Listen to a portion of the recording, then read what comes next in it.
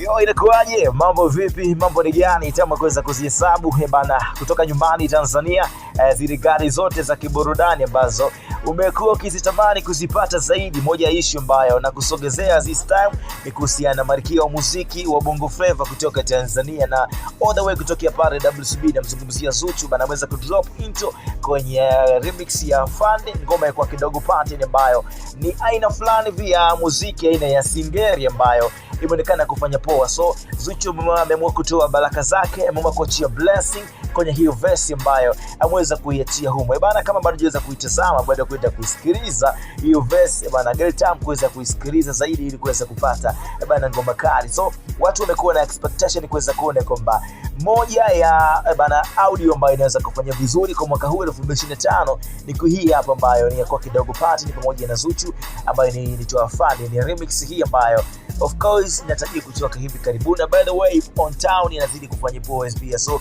tuendelee kupata muziki mzuri, na hivi ndivyo inatakiwa. Always tumekuwa tukisupport bana muziki mzuri kutoka kwa macharia ambao of course wamekuwa wakifanya poa.